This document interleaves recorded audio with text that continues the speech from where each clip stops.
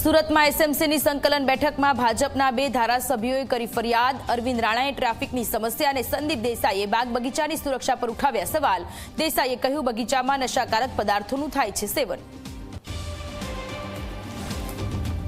વડોદરાના સિયાજીગંજ પોલીસ સ્ટેશનમાં યુવક સાથે અમાનવીય વર્તન। પોલીસકર્મીએ યુવકને જાનવરની જેમ ઢોર માર માર્યાનો આક્ષેપ। ઇજાગ્રસ્ત યુવકને સારવાર માટે ખસેડાયો।